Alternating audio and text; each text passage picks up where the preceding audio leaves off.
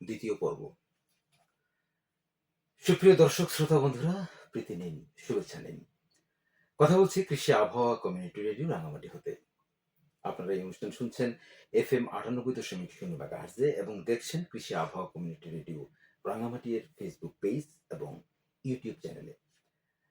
কৃষি আবহাওয়ার সর্বশেষ সংবাদ এবং মাঠ ফসল সহ কৃষি বিষয়ক অন্যান্য সকল তথ্য জানতে আমাদের সাথে থাকার প্রত্যাশা জানিয়ে শুরু করছি আমাদের আজকের পর্ব।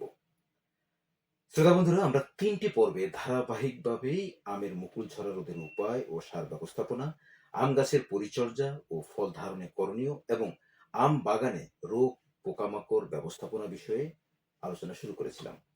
সেই ধারাবাহিকতার অংশ হিসেবে আজ দ্বিতীয় পর্বে থাকছে আম গাছের পরিচর্যা ও ফল ধারণে করণীয় বিষয়ে বিস্তারিত আলোচনা। বরাবরের মতো আজকেও এই বিষয়ে আলোচনার জন্য আমাদের স্টুডিওতে আমন্ত্রণ জানিয়েছি রাঙামাটি সদর উপজেলা কৃষি কর্মকর্তা কৃষিবিদ শাহনাজ পারভিন ম্যাডামকে। ম্যাডাম, আমাদের স্টুডিওতে আপনাকে স্বাগত জানাচ্ছি। আপনাকেও ধন্যবাদ আমাকে আমন্ত্রণ জানানোর জন্য। এবং কৃষি আবহাওয়া কমিউনিটি রেডিও রাঙামাটি এর FM টিউন করে যারা এই অনুষ্ঠান শুনছেন এবং ফেসবুক পেজে এবং ইউটিউব চ্যানেলে দেখছেন, তাদের সকলকে জানাচ্ছি আন্তরিক শুভেচ্ছা। ম্যাডাম, আপনি তো জানেন যে আমাদের পার্বত্য অঞ্চলে এখন অনেক কৃষক আম চাষে ভীষণভাবে আগ্রহী উঠেছে এবং কৃষি বিভাগের যে তথ্যটা আমরা জানতে পারলাম সেখানে আমাদের রাঙামাটি জেলায় অন্তত গত 23-24 অর্থ বছরে প্রায় 3620 হেক্টরের মতো আমের আবাদ হয়েছে, যা 3 পার্বত্য জেলায় মিলে আমাদের রাঙামাটি, খাগড়াছড়ি এবং বান্দরবন, সেই কৃষি বিভাগের সেই তথ্য অনুযায়ী প্রায় 18,280 হেক্টর জমিতে আমের বাগান প্রায় সৃজিত হয়েছে। কিন্তু আমাদের কৃষক ভাইরা প্রায় তাদের আম বাগানের যে সমস্যাগুলো নিয়ে উদ্বিগ্ন থাকে, তার মধ্যে আম বাগানের পরিচর্যা এবং গাছের ফল ধারণ বিষয়টি তারা বেশিরভাগই উল্লেখ করেন। জি, তো আপনার কাছে আসবো সেই বিষয়ে। তার আগে আমাদের শ্রোতাদের জানিয়ে দিচ্ছি আজকে রাঙ্গামাটি জেলায় কৃষি আবহাওয়ার পূর্বাভাস সম্পর্কে।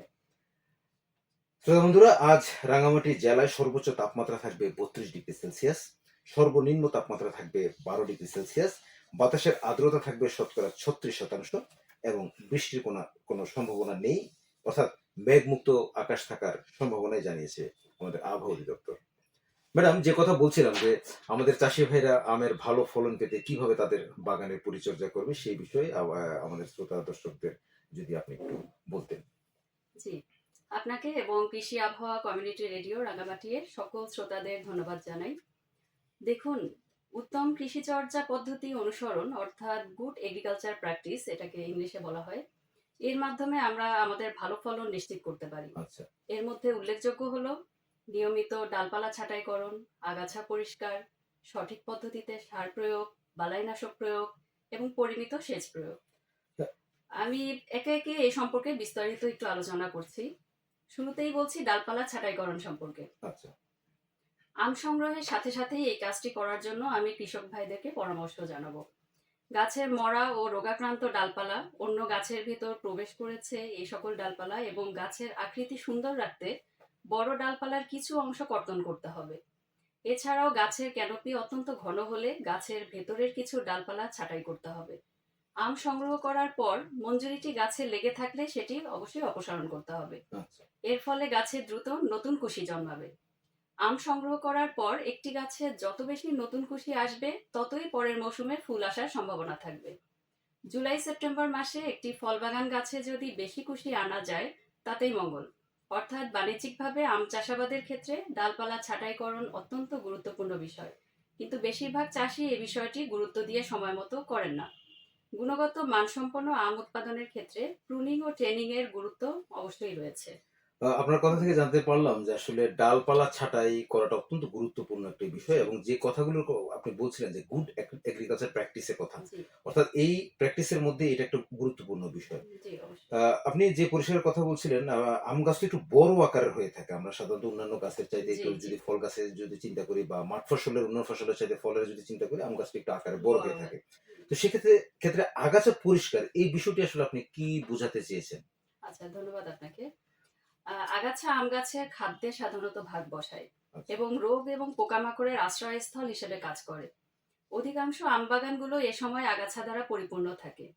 উত্তম কৃষিচর্যা অনুসরণ করলে সারা বছর আম বাগান পরিষ্কার পরিচ্ছন্ন রাখতে হবে। আম বাগান পরিষ্কার পরিচ্ছন্ন থাকলে রোগবালাইয়ের আক্রমণ অনেকটাই কমে যায় এবং উৎপাদিত ফলের গুণগত মানও ভালো হয়। আম গাছের গোড়ায় এবং আম বাগানে যাতে আগাছা না জন্মায় সেদিকে সবসময় খেয়াল রাখতে হবে। আগাছা দমন করতে বাগানে লাঙ্গল বা টিলারের সাহায্যে মাঝে মাঝে মাঝে চাষের ব্যবস্থাও করতে হবে। এটা আস- খুবই গুরুত্বপূর্ণ আসলে বিষয়। আমরা যে বিষয়টা আসলে আমাদের চাষি জি, ভাইদেরকে আপনার কথা থেকে বুঝলাম যে পরিচ্ছন্নতা একটা অন্যতম একটা বিষয় যেটা আপনার ফসল উৎপাদনের জন্য এবং গাছের রোগ বালাই অন্যান্য বিষয়ের আশ্রয়স্থল থেকে জি, গাছকে রক্ষা করার জন্য জি, আপনি উত্তম কৃষি চর্চার আরেকটি বিষয় অবতারণা করেছেন সেটা হচ্ছে সঠিক পদ্ধতিতে সার প্রয়োগ। জি, এই বিষয়টা আমাদের চাষি ভাইদেরকে যদি একটু বুঝিয়ে বলতেন। তারা তাদের জমিতে তো সাধারণত সার প্রয়োগ জি, করেই জি, থাকে। জি, কিন্তু কিভাবে করলে সেটা উত্তম চর্চার অংশ হিসেবে করতে পারে? জি, সেই বিষয়ে যদি একটু বলতেন। জি, অবশ্যই। আসলে উত্তম কৃষি চর্চায় পরিমিতভাবে সার প্রয়োগ করা খুবই জরুরি একটি বিষয়।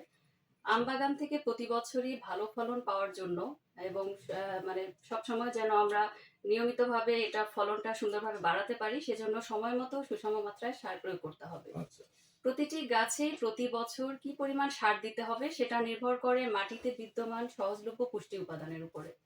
সব ধরনের মাটিতে সারের চাহিদা সমান থাকে না। আচ্ছা। সুতরাং মাটির অবস্থা ভেদে সারের চাহিদা কম বেশিও হতে পারে। গাছের বয়স বৃদ্ধির সাথে সাথে সারের চাহিদা বাড়তে থাকে। অর্থাৎ মানুষও যেমন বাড়তে থাকলে জি, যা বড় হতে থাকলে প্রয়োজন তার খাদ্যের জি, চাহিদা বাড়ে। খাদ্য বাড়ে, গাছও ঠিক গাছেরও তদ্রূপ। খাদ্যের প্রয়োজনটা বাড়তে থাকে। সেটাই।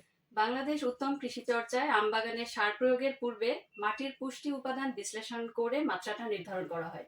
এটা আচ্ছা। সাধারণত মাটি পরীক্ষা করে আমরা রেজাল্টের মাধ্যমে জানতে পারি কোন উপাদান কত পরিমাণে আছে। ধন্যবাদ। আপনি অনেক ব্যস্ততার মাঝেও আমাদের চাষী ভাইদের, আমাদের শ্রোতাদের জন্য অনেক গুরুত্বপূর্ণ বিষয়ে আলোচনা করার জন্য আমাদেরকে সময় দিয়েছেন। জি, আপনাকেও ধন্যবাদ এবং যে দর্শক শ্রোতারা শুনছেন তাদের সকলকেই ধন্যবাদ। প্রিয় দর্শক শ্রোতা, শুনলেন তো আম গাছের পরিচর্যা ও ফল ধারণের করণীয় সম্পর্কে বিস্তারিত আলোচনা।